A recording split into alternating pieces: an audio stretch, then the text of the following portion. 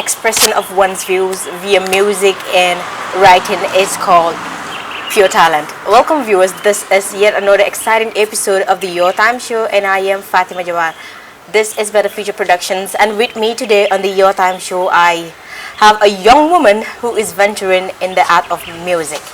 But then before I'll allow her to come in, I would like to seize this opportunity to wish all women out there a happy International Women's Day. Although we are in the Women's Week, I would like to give them this opportunity to congratulate them on their hard work and their efficiency in doing all that it takes to have a better living in the country at large. Welcome on board, Mariam. Hello viewers, I am Mariam Acham, here together with Fatima. Yeah. Okay, I'm content accept as my invitation at a short notice. Yeah, I'll thank you for that. But then, Mariam, first and foremost, I would want to know what you do. Yeah, I am a young Gambian musician, singer, songwriter, music composer, vocalist. I have a lot of hats to wear. But in a nutshell, I am a young Gambian artist who have so much passion for music, so much passion for creative arts. Yeah, that's what Mariam is all about. Mariam has so much in her. But then, but before we get into the waxtaan bi, we want you to do a freestyle for the people. Come ka vocalist nga, songwriter nga, manam ya embedded in so much. So can you mind giving us a bit of what you do best? Yeah, because we are in a Women's Week. Aniye jarabi oh jarabiya. Aniye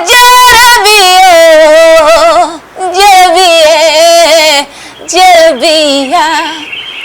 If you really love your mother, considering the fact that she is your mother who mother you. She gives you love, she gives you care. She covered you and she labored you. You love every woman, celebrates every woman. Show them the gratitude and not the attitude, cause they are embodiment of wisdom. Women's Week, yeah, that's the freestyle. Mariam dedicated that to the women of the world. Yeah, Gambia. for everybody. So with that, they gonna have some lines and an attitude be. Yeah, women will. Yeah, you need not to show her the attitude. Mariam, one music can go beyond the limits of life itself. It teaches you, gives you the morals of life. But then, Mariam, again, coming back to your talent, you have just freestyled for me. And I see the message content. It was very good, very impressive, and then very inspirational too. Yeah. So, how did you develop yourself when it comes to writing of these lyrics? Yeah, luckily I was born in a musical family. That's the first thing.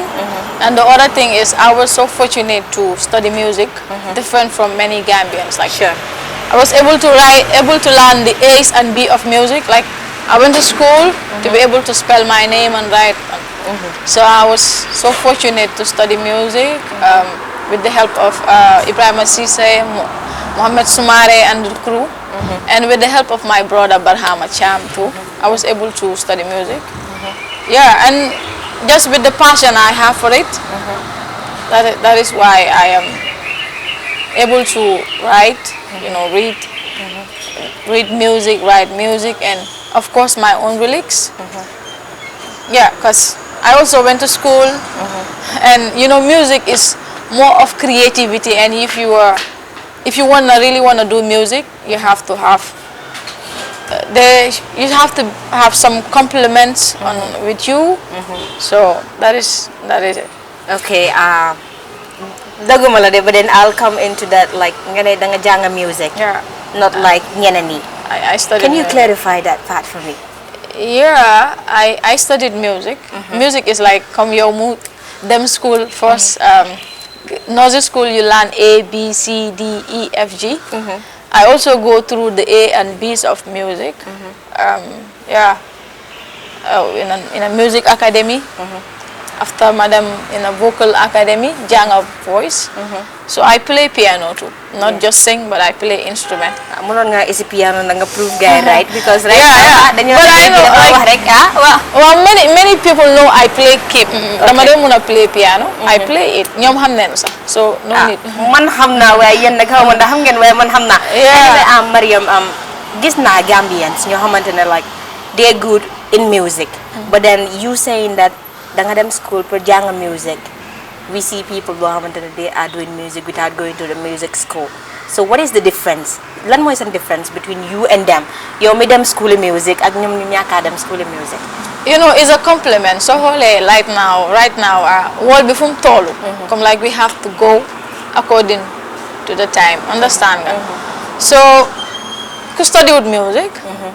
Waxuma ne du mun a def music. Yeah, some people are gifted, but you wanna da nga bëgg a study, da nga bëgg a def nekk a journalist. You went to study journalism. That like so bëggee def dara professionally da nga ko war a xam. So it's like nga war a play ak ñeneen so ñu tegal la sound bi. Wala soo demee si in classical music world bi. Duñ la wax play ting for you, no. They laid it on a music sheet. Ñu ne la lii la. This is what we wanna play. Yow bassline bi lii ngay play. Keyboard bi lii la moo play. Drum bi lii la moo play. So if you are not so musical, aguloo that level, daf laa jox problem. Okay. That's the classical Sector of music. Of music. Ba pare man I believe ne comme soo buggee def dara nga ne okay, this is what you chose to do. By all means da nga war a try nga xam ko. I'm not saying nag tam ñu jàngut music xamuñ dara de. But I feel ñu xami ko comme especially Gambia. If you really want to do something, at least war nga am a little bit of knowledge about it. Boo xam ne nii suñ la laajee nga mun a xam. I think that's the problem why most of us cannot go international because suñ music is too local, I believe, but suñ ko try and def ko into theory aspect tuuti. Boo xam ne tubaab bi tam dinañ ko mun a understand, read and write and stuff, so dina xala change stuff. Okay, man foofu nag du ma nangu. You know why? Because gis naa Gambians yoo xamante ne ñu ngi def lu nice. Tubaab bi dañ dee mën a shake si suñu wuy. So loolu difference boobu man dina ma confuse lool. So music school ñaaka dem music school foog loo ne it's still the same as far as yow mën nga looy def de. No. Déedéet. Kon prove me right. Déedéet. Prove me wrong. Okay, man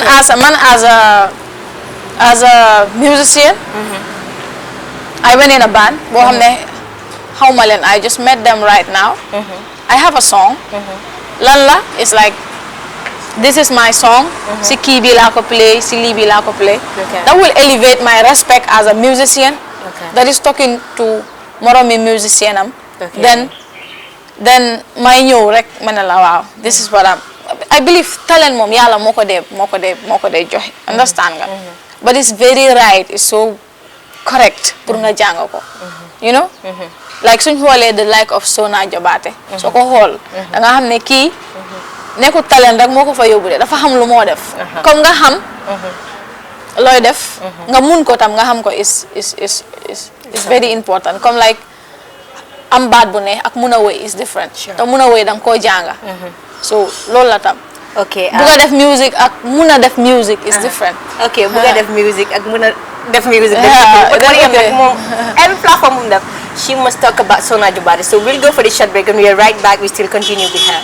Thank you.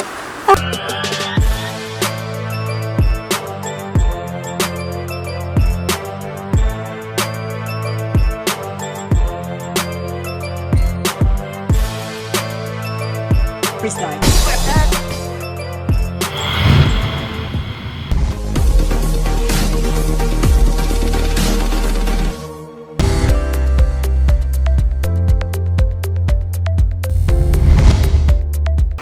Well, welcome viewers. This is the second phase of the show, and a reminder, you're still watching Better Future Productions with me, Fatima Jawar, and the same lady in house, Mariam Chow.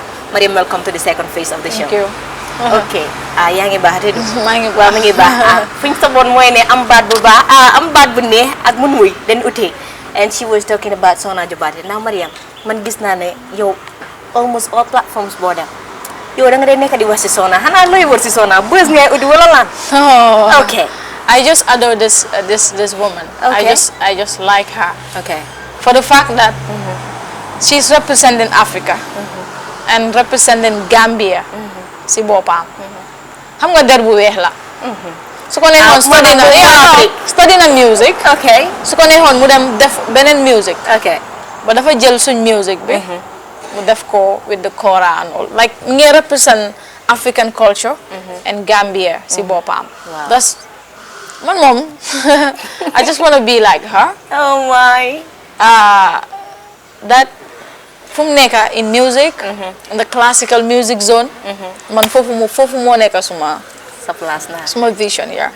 That's moom where foofu la mooy séntu foofu rek laa nekk. okay yow nag suma laa la tëddee like your Sona on a scale yow where would you balance yourself on yaa uko Sona si mun music wala moo la mun No, Sona is a maestro, oh really honestly. yow ma foog na the way you adore her you could be more than her I could be more than her. oh really Yeah, I could be more than her. okay Foofu laa nekk di xoole sa beyond that. beyond But that Sona is somebody I look so much up to. Ba ma wax la ko, I am secretly learning how to play the kora. tey waay Mariam of all things maa ngi jàng maa ngi play kora. I can, yeah. So I just adore her for her personality and for the fact that she is representing Africa in different corners of the world. Yeah. so with that you're trying to aim higher than she is right now Yeah. okay we'll see Yeah. ñun fii lañ nekk rek to see the raw talents in the Gambia that are Bàyyi doing leen good. xel like very soon like. Very soon You guys will no see. problem Mariam léegi ma bëggoon laa la tëri jàng nga music but then yow is your talent raw or let's say is it a passion wala talent la laa bëgg a xam because da nga dee am raw talents nga am passion nga am talent si boppam so yow si 3 categories yi ban nga foofu I belong in both of them. really Yëpp laa bokk. yow mënoon ngaa choose benn nag No, the fact is, I was born with this. Xam nga voice moom nekkut loo xam ne nii. Mun ngaa dem si kenn nga ne ko si docteur bi nga ne ko dama bëgg a baat bu neex loolu you know. Mun loo dem si sëriñ bi tam nga ne ko dama bëgg a baat bu neex loolu is natural gift. Understand nga? It become a passion. Passion la woon at the initial time. Bëgguma woon mu nekk a career comme like mu dominate ma. But it went to a extent whereby daf ma overcome. Ma let go everything for music. So it's a gift, it's a passion, and now it's a career. it's a all in one okay Mariam ba pare gis nañ ne yow you're more of this emotional songs rek nga dee wéy Yeah. okay maa ngi laa gis ngay wéy emotional wéy waaye mosuma dégg fuy wéy heartbreak and the list goes on why Yeah, I am all part of emotions nag I am that emotional person. Comme loolu la, that's the person I am. Even suma nekkee in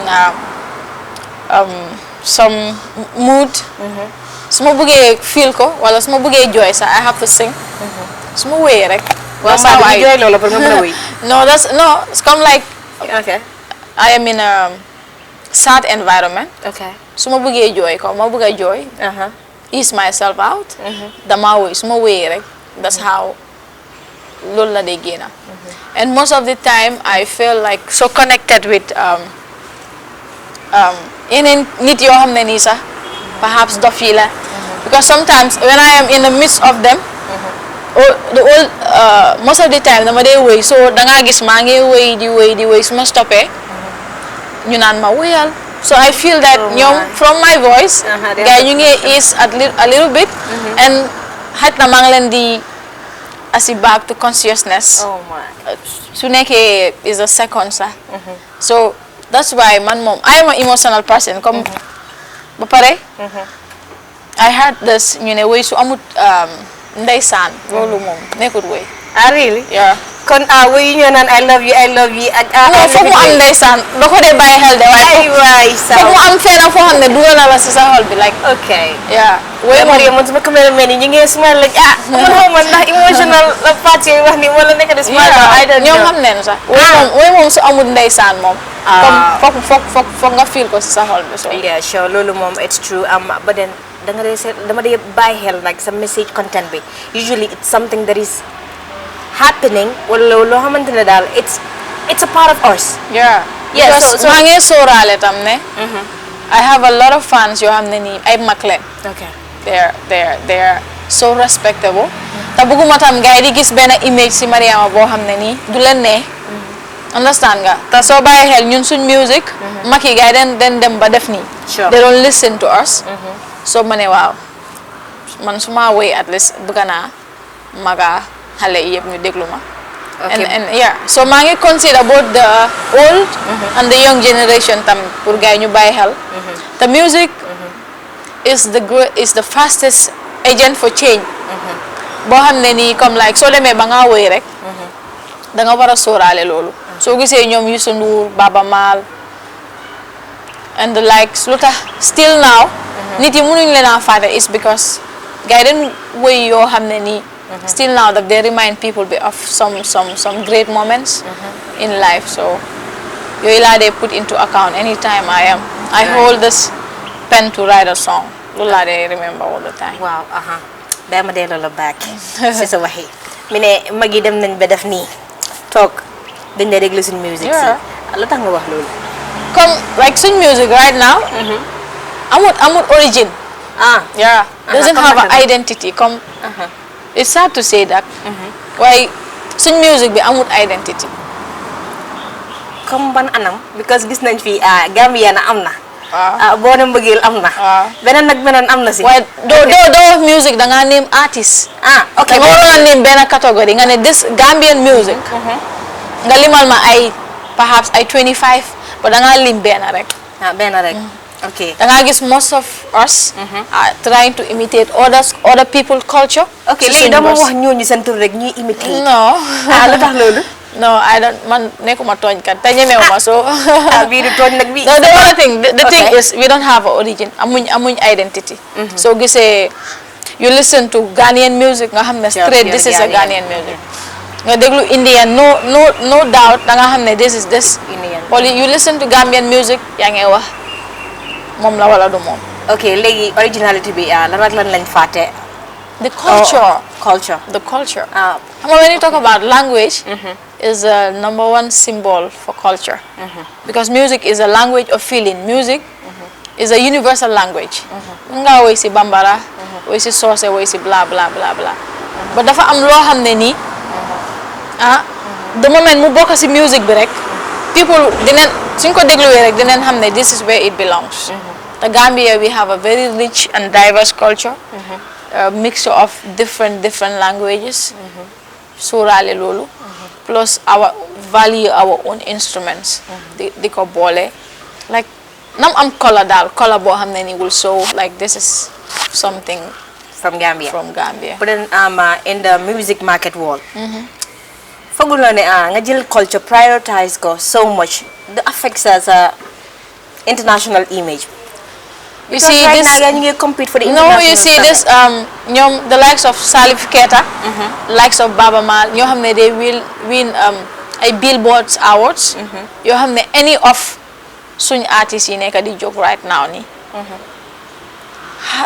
perhaps ñu ngi ko xalaat de but lu agaloo ñooñu foofu is only their culture Baba Maal mu ngi woy in Fula not sure but music am ñu ngi ko feature in the biggest movies in the world not just Black Panther just xaj na Black Panther is like one of the most the famous ñoom Mori Kandeh nga xam ne dafa dee bu yàggut is Malian but half Malian half Guinean ko xam ne music am top Billboard for months for the first time Africa so da ngaa wane ne tubaab yi right now nii ñoom they've shown everything lu gaay war a wane comme man su ma waroon a ñëw ma ne damaa woy comme Rihanna taxaw man lan lay saf Dengan soft kan nag. Duma saf dara.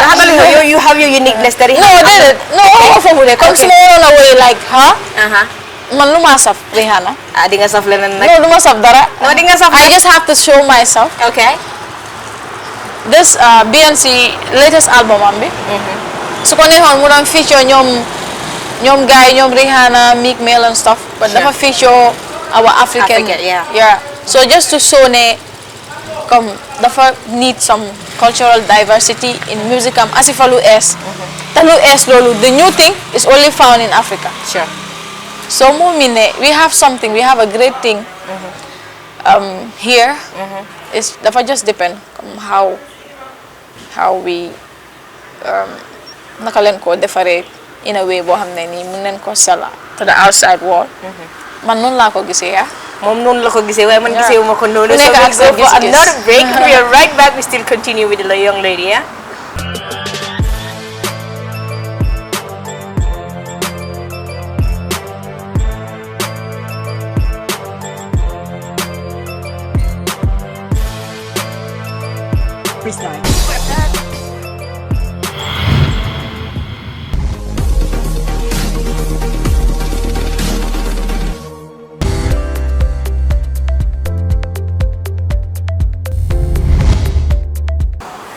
Welcome viewers. It was getting exciting, but then we had to go for that short break. Now that we are right back here, we'll allow Mariama Cham to continue with Fatima Jawara on the Your Time Show. Mariama, we are back. Yeah, we are back. You're back then. Okay, viewers, wax nañ ci musical identity of the Gambia. Te lu mu xool noonu am na solo torop. In whatever you do, you should have an identity of your own. Try to be real because reality matters in whatever you do. Now, coming back to Mariam, we'll want to know some of the constraints that you face in your musical journey. Well, man mom, maa ngi nii rek. I'm so fortunate nag. I'm so lucky.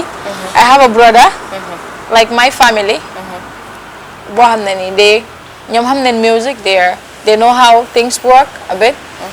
So they are so protective about my career, how I mingle, how I do things. Moo tax it I am taking the best of my time to make sure I have the best of careers in the music. Bëgguma just xew tey ëllëg ma xewi. Okay. You know? Okay. So maa ngi studio, maa ngi job, but still I'm in the community level, making sure that people know what I am up to. The job, like not just for Gambia, but suñ paree dinañ dégga. And the other thing is I have a lot of people yoo xam ne nii they're willing to help Mariama. Ibrahima Cissé, Mohamed Soumaré, Boga, Sabali, Auntie J, the whole SLA team, a lot of people. But still now maa ngi imagine if I was in other countries, level bi passé na fii sax. Tekki na bañ fàtte. waaye Gambia la rek, but still now comme we need more support, not just man sax, but we have a lot of young talented people in this country. Boo xam ne nii like if they give them a helping hand, dañoo passé fii in no time. So help bi moom in Gambia moom daf dee des bu baax a baax. But I appeal to everybody koo xam ne nii you have the support, financially or in anyhow, come just give it out because that's all what we need right now. Comme raw talent bi tam xam nga du mun a dem fen. Dañoo nekk a toog stanga. I've been hearing that for long. Yeah. Stanga. Dafa doon sa wax bi nag danga ne bëgguloo xew for sometimes nga ñëw offer. Sorry. Bii nag is not allowed on my show, but then dinaa la bàyyi rek ok Mariam dégg naa la mu ne bëggut a xew ñëw xewi. Yeah. mu ne xewi aayewut de ñàkk a xew moo aay. waaw loolu am na. Yeah, so yow soo xewee ba si kanam foog nga may ñeneen ñi nekk si suuf ñëw mun a xew nag. No, man I'm not. Gis nga the buzz that they are saying. Buzz. It's like a flash. Nga flash nii rek you're off. Okay. Is that one? I just want even though suma xewee. My legacy bi will remain, but nga dee rek everything went away. So I don't want it that way. So buggee uma ko mo happening noonu. Yeah. So okay, Mariam, gis nañ ne in Gambia there are imagine female artists coming up. So where would you rank yourself amongst the Gambian female artists in general, both hip hop, reggae, dancehall? It's like small here. You wouldn't believe it. I do reggae. Oh, really? I do great reggae songs. Yoo xam ne ni am na yoo xam ne buñ ko déggee they were like ñeena yoo xam ne ni they are not in Gambia. We're like jaay ñu ko. And ñun ñu jaay ko. In other platforms. I do reggae. I do this R&B. I do some songs that can be categorized under that. Afrobeat. Afro Manding.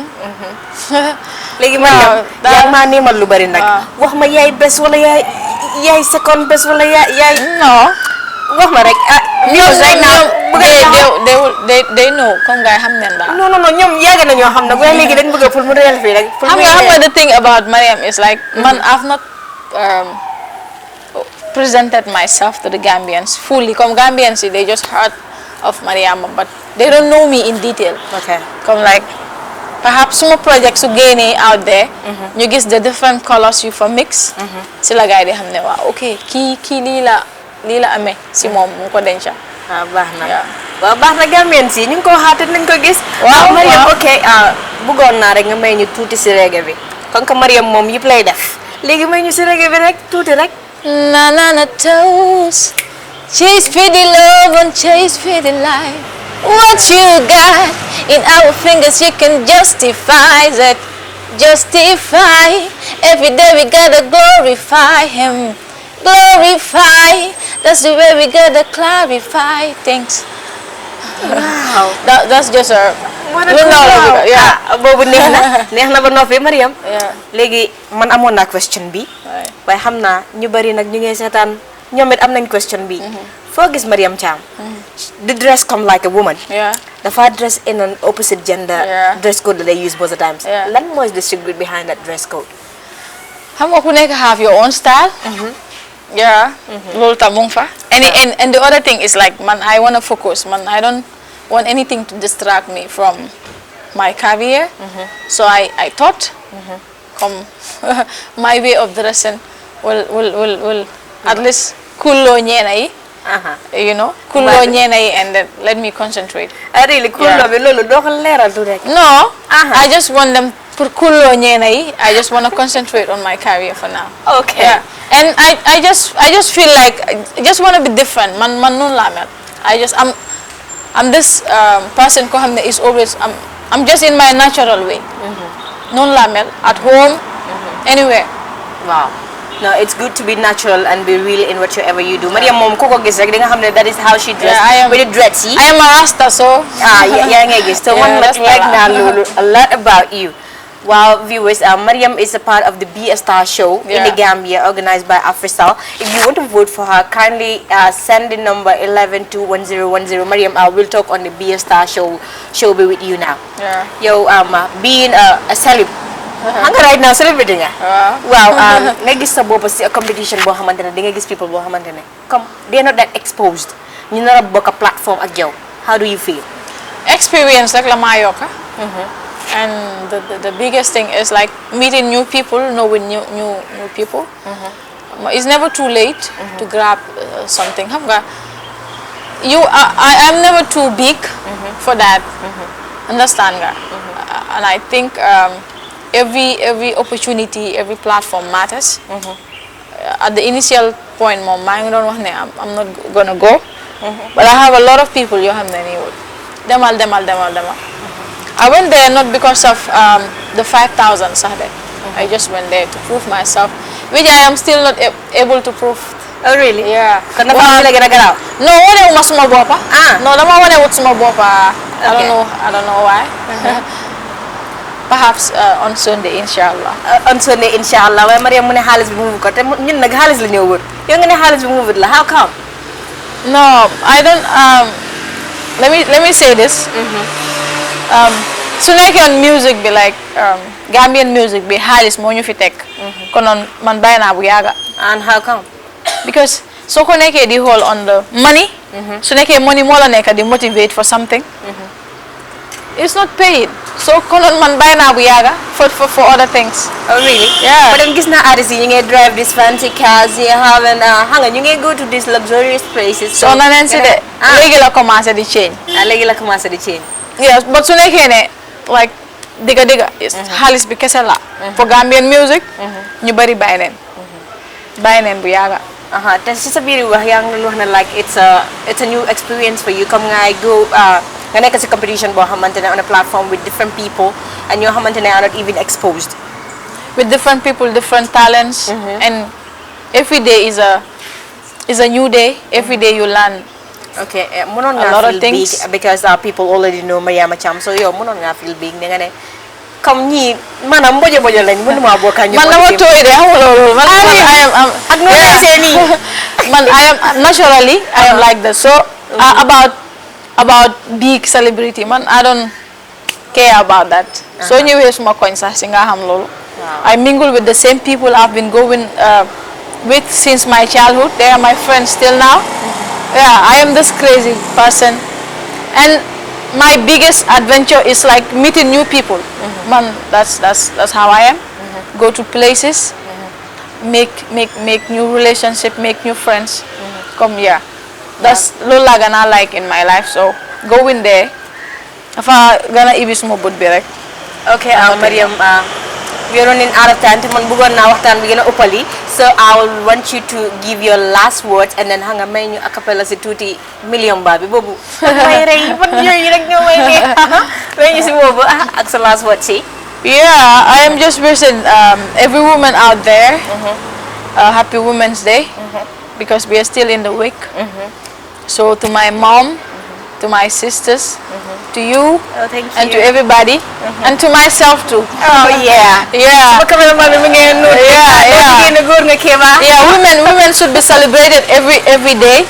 And for the fact that come join you this month to celebrate ourselves, I am celebrating every woman out there, wishing them the happiest time in life because they deserve everything. All the good moments Ganyoko deserve. So to all of my fans out there, thank you for watching, and thanks to for always staying tuned to whatever Mariam is up to. Thanks for the love. Yeah, mange gërëm guy from the bottom of my heart. Waaye xaat bi du fii nag fii la. Waaw mun naa ko place anyway. Okay, so Mariam may ñu si a cappella bi million ba bi man boobu daf may rëy man may mu si boobu balaa ngaa dem nag. Yow boobu rek moo la neex. Boobu rek moo ma neex man. Saba miniamba saba konolelo saba miniamba saba miniamba yo miniamba saba konolelo ambolo mbolo moidole mbolo moidole moy suñu jamireo. Ay waay kontaan naa bolo mooy doole moo def daal waaye dinañ ko amaat like on season 3 of the Your Time Show. Our viewers, this is all that we had for you on the Your Time Show celebrating the Women's Week, and till we come your way next, don't forget to subscribe, like and follow us on all social media platforms. It's me, Fatima Jawara, coming to you live on Better Future Productions. Thank you.